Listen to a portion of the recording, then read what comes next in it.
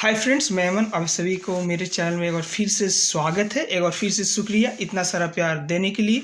तो आज चलेंगे एट का प्रयोग जानेंगे। क्या होता है एट, है ना। एट एक प्रीपोजिशन होता है, आप लोग ये इससे पहले ही परिचित हैं। तो आइए चलते हैं। हम इसलिए ये बता रहे हैं क्योंकि आपको एग्जाम में ये पूछता है एट का यूज़, ठीक है, इसीलिए। तो आइए चलते हैं। देखिए, जो एट का यूज़ पहला करते हैं वो करते हैं पार्टिकुलर टाइम के लिए, एक विशेष समय के लिए किया जाता है। पार्टिकुलर टाइम में आपका आ सकता है, जैसे आपका हो गया डॉन, इसका मतलब होता है भोर। मिडनाइट आधी रात्रि, नून दोपहर, है ना, जो होता है मॉर्निंग से 12 बजे तक नून। 2 o'clock, 3 o'clock, 4 o'clock, है ना। एट 2 PM, एट 2 AM, इस तरीका का हम यूज करते हैं। आइए एग्जाम्पल समझते हैं। जैसे देखिए एग्जाम्पल में लिखा हुआ है Ram comes at 3 o'clock। Ram कितना बजे आता है? तो 3 बजे आता है। You come at 4 PM। अब कितना बजे आते हैं? तो 4 बजे आते हैं। आपको पता होगा कि PM पोस्ट मेरिडियन होता है ना, यानी ये इंडिकेट करता है इवनिंग, और AM and meridian. Okay. He studies at midnight. वह आधी रात्रि यानी मध्य रात्रि को अध्ययन करता है, यानी पढ़ता है, ठीक ना। एक आइडिया होता है फ्रेंड्स, वो होता है, बता दें आपको, याद आ गया, burn the mid night while, while. इसका मतलब होता है कि रात को खूब जमकर पढ़ना, मन लगाकर पढ़ना, है ना। किसी को बात नहीं मानना, रात को पढ़ना। ये नहीं कि इतना बजे सोया जाता है तो 2 घंटा नहीं सोया जाता है, 6 घंटे, ऐसे कुछ नहीं मानना। जो पढ़ने वाला रहेगा वो रात को पढ़ेगा, चाहे कुछ भी हो जाए। ओके। नेक्स्ट जो है वो है एट का यूज़ कुछ फ्रेजेस के लिए करते हैं। जैसे यहाँ पर आ जाएगा आपको एट प्लस द, स्टार्ट आ सकता है, एंड ऑफ आ सकता है, वीक आ सकता है, मंथ आ सकता है, etc, है ना। ये सब का यूज़ हम करते हैं एट के लिए। जैसे लिखा हुआ है एट द एंड ऑफ सितंबर के आखिरी समय तक, है ना, समय पर, ऐसे भी यूज कर सकते हैं। At the end of September, at week, at month, ये भी हो सकता है।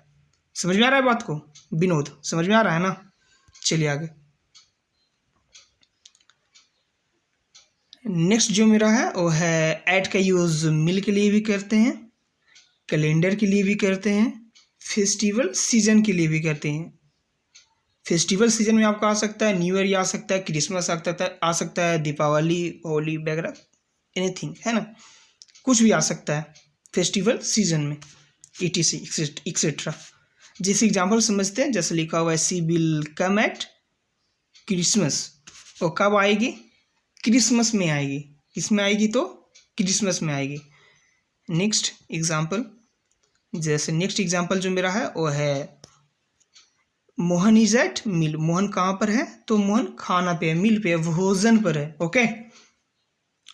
नेक्स्ट जो हम एट का यूज करते हैं वो करते हैं द प्लेस के लिए।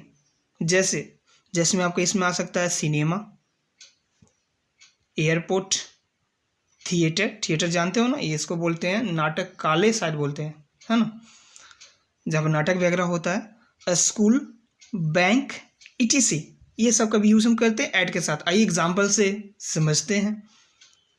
जैसे he will come at the airport, वो एयरपोर्ट के पास आएगा, है ना।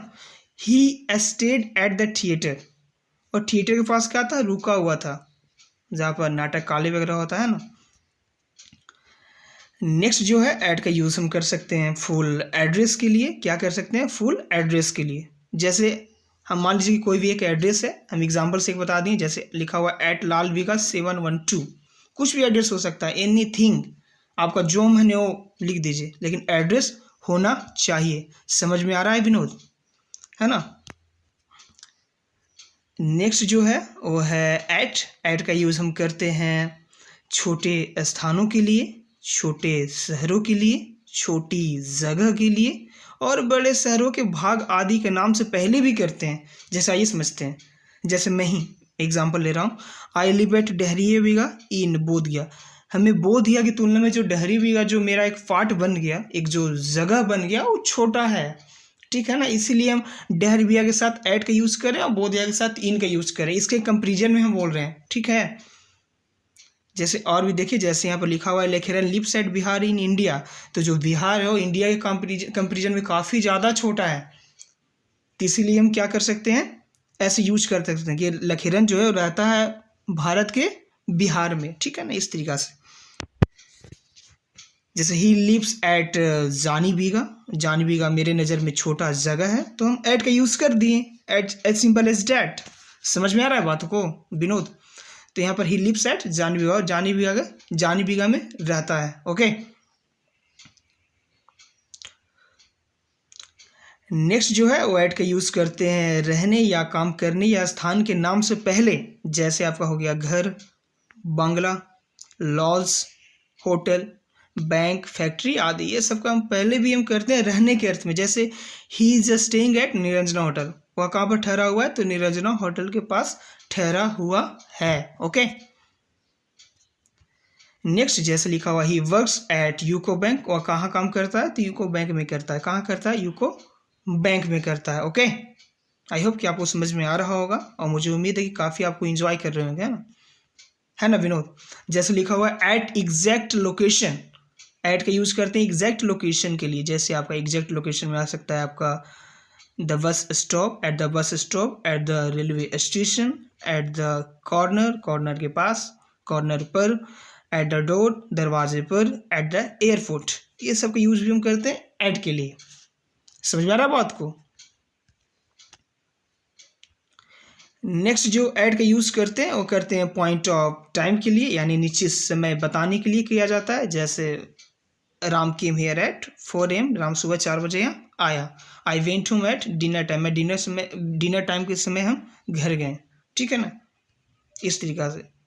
नेक्स्ट जो यूज़ है एट का वो है स्टेज ऑफ लाइफ के लिए भी यूज़ करते हैं एट का। किसके लिए? स्टेज ऑफ लाइफ के लिए भी करते हैं। किसी निश्चित उम्र में कोई काम किया जाए या कोई घटना घटे, उसके लिए भी एट का यूज़ करते हैं। जैसे I am teaching at the age of 18, मैं कब पढ़ा रहा हूँ, तो मैं पढ़ा रहा हूँ 18 की उम्र में, है ना। I am teaching at the age of 18, okay, at the age of 18, ये याद रख ले रहा ना, ये फिर इस तरीका से बनाता है, ओके। नेक्स्ट जो है I left school at the age of 16, मैं 16 की उम्र में स्कूल को त्याग दिया, छोड़ दिया। समझ में आ रहा है बात को? सो thank you friends for watching this session. हमें उम्मीद है कि आप सभी को अच्छा लग रहा है, और ऑब्वियसली जो अपकमिंग एग्ज़ाम्स है उसमें टैली करना ही करना है, डिटो मिलना ही मिलना है। यदि ऐड का यूजेस आ जाए तो पक्का मिलेगा, है ना, ये हम पे विश्वास रखिए। So thank you friends, bye.